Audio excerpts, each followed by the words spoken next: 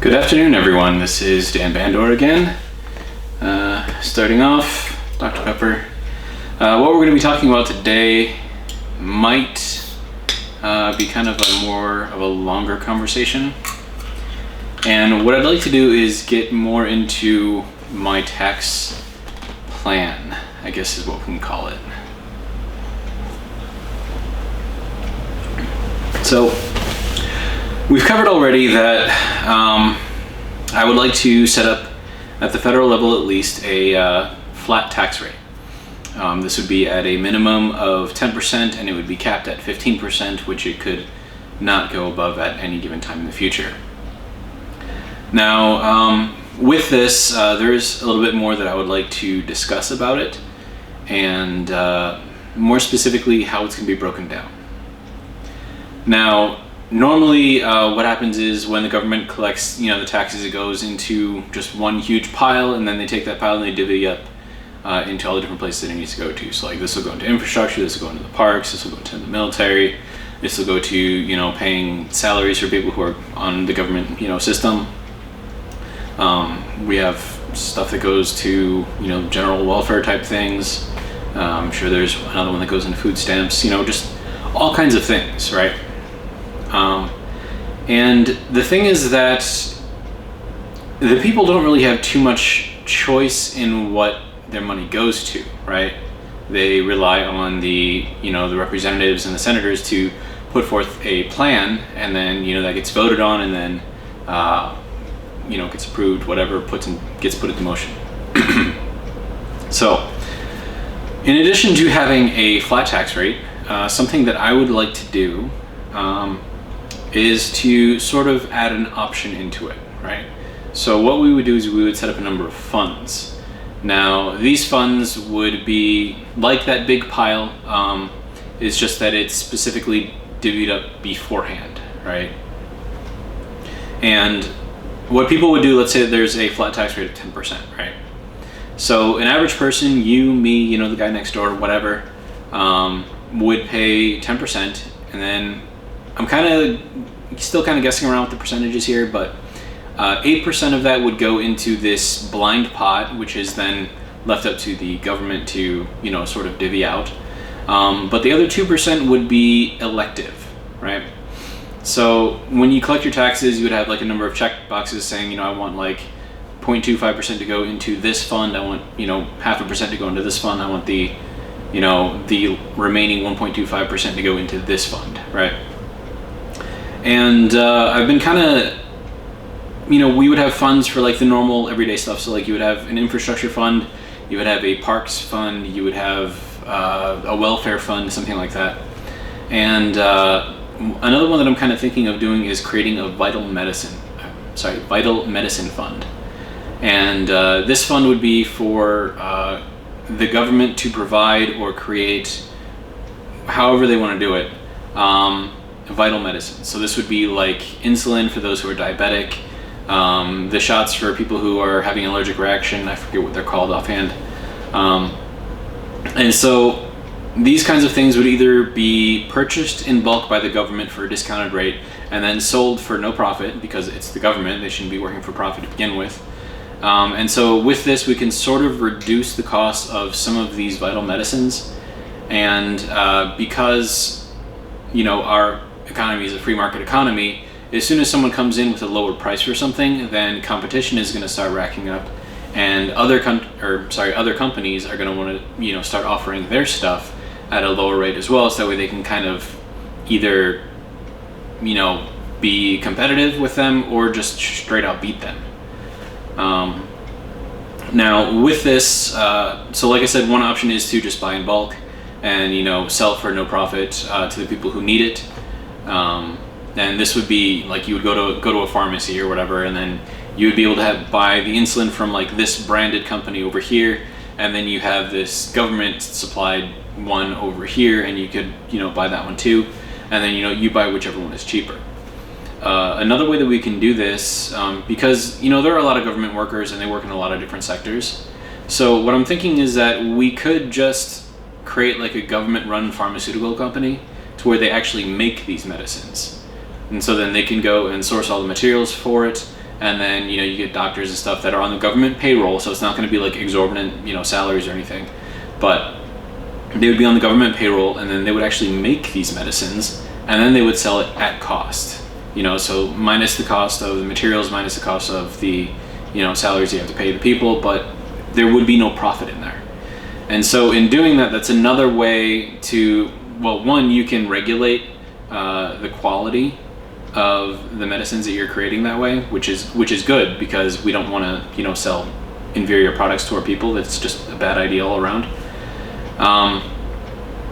But it kind of allows to keep everything in-house, which I think is a good thing.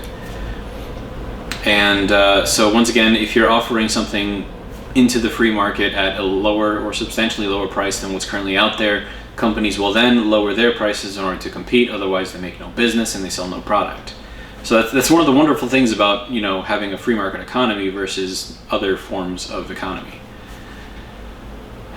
So that's one thought that I had about the vital medicine. Why does that sound weird? Vital medicines. Just sounds weird. Anyways, neither here nor there. So like another one would be like a parks fund.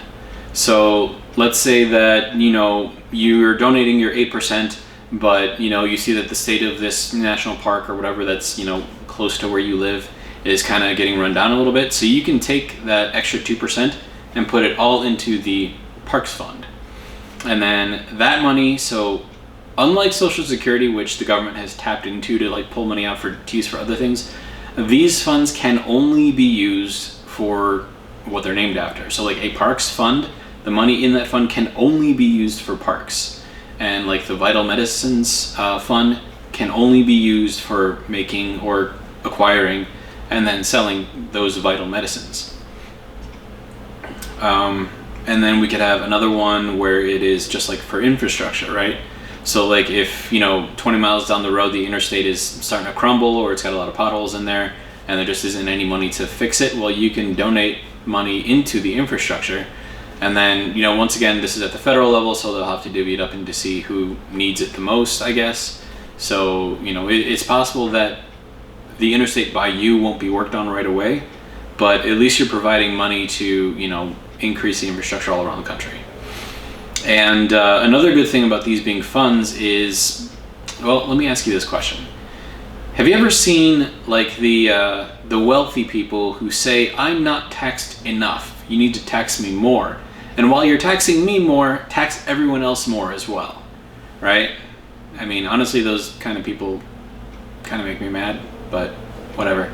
So with these being funds, those people who feel they aren't being taxed enough can donate however much they want of their yearly salary or whatever it is that they make into these funds as well.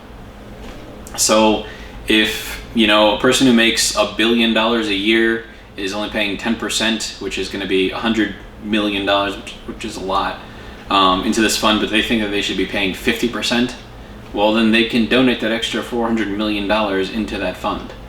And then they are taxing themselves at 50%. The federal government has gotten their 10%. This wealthy person is happy because now he's taxed himself at a higher rate, which is what he wanted. And at the same time, he's not forcing his decisions on everyone else, which I think is another good thing, because it's just wrong. I don't think that should even be something that's out there. So, vital medicines, infrastructure, parks. I'm still coming up with like different funds. I know that there are a lot of different things that the government pays into. I suppose we could make like a military fund or something if you want to donate money into that. I mean, granted, most of the federal budget goes into the military anyways, but whatever. And if for whatever reason in the future there comes to be some sort of government offered healthcare, well, then make a healthcare fund, right? That way you can have people donate into the healthcare fund. So in this way, the government would get their money. The people would have some say in where their money is going. And for those who think that they should be taxed more, they can donate into the fund. I think this solves a lot of the issues, especially surrounding taxes.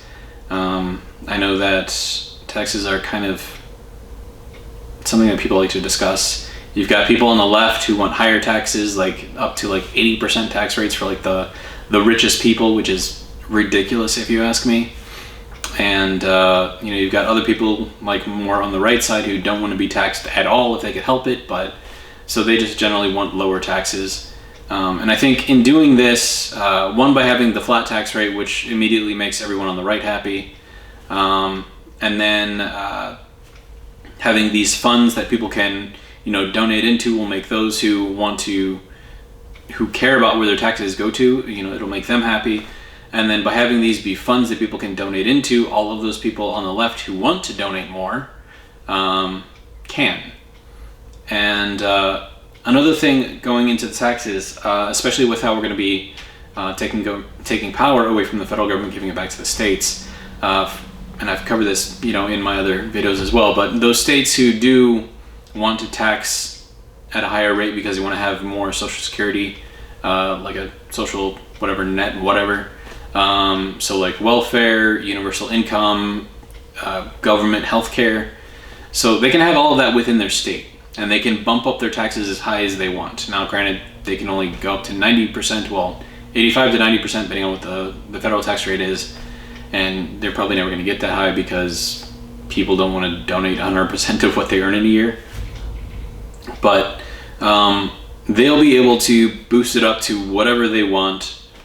So if, let's say, California wants to do like a universal basic income type thing, they can.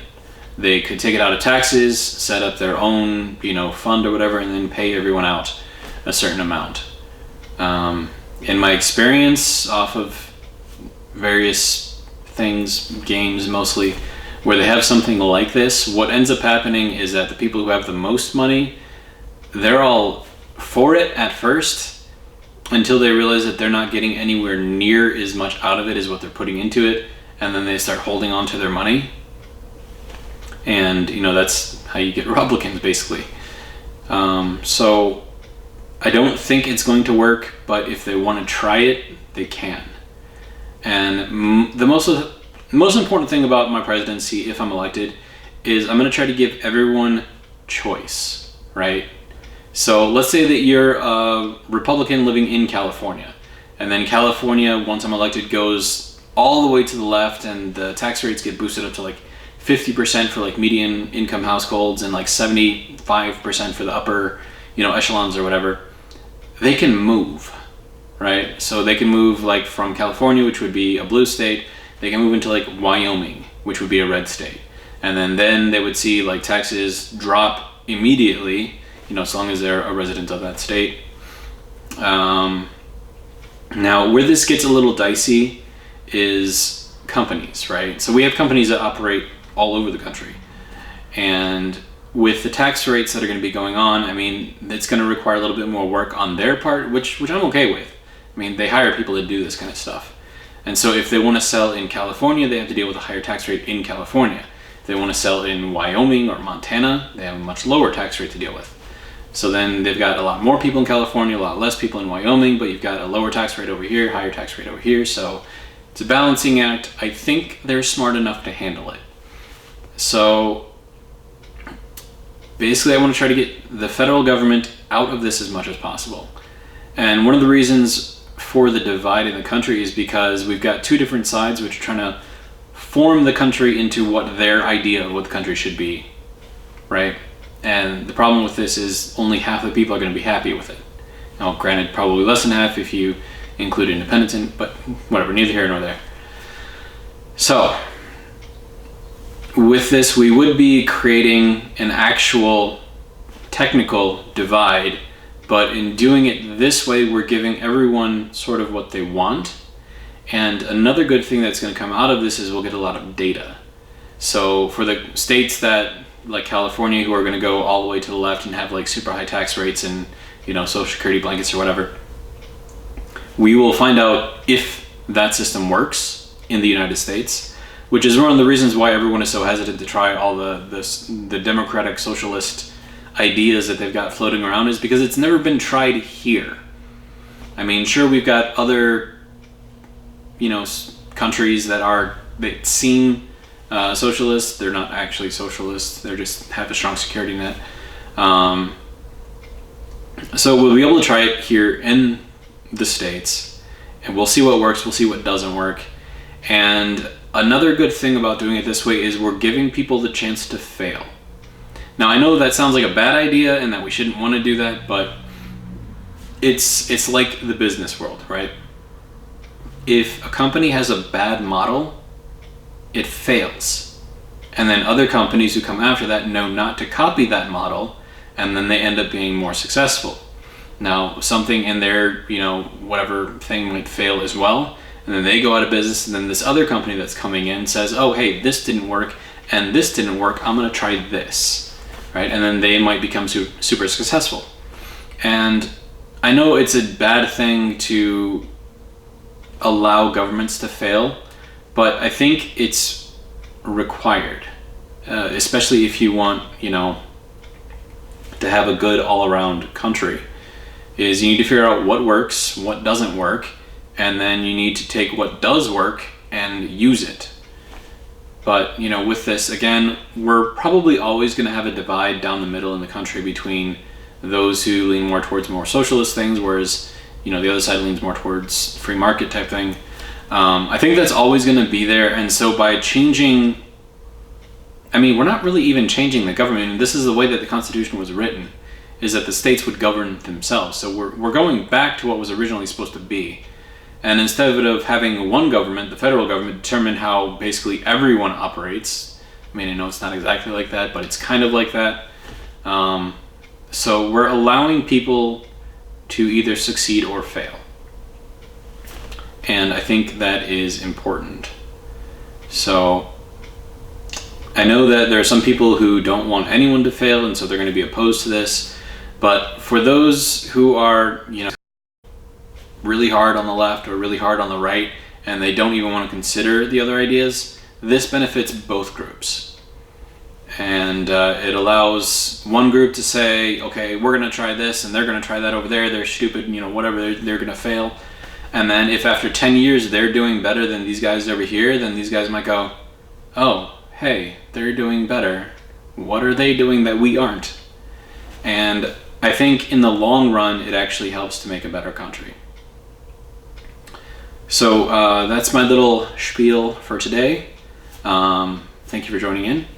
And as always, if you would like to donate to my campaign, please go to Patreon. The link is below in the description. I would ask that you donate only $1. And if for whatever reason I deviate off of what you want me to do or you think I should be doing, withdraw your support. It'll be a good meter for me to know whether or not I am doing what the people need and want me to do. So with that, thank you for joining in, and I will see you in the next video. Dr. Pepper is delicious.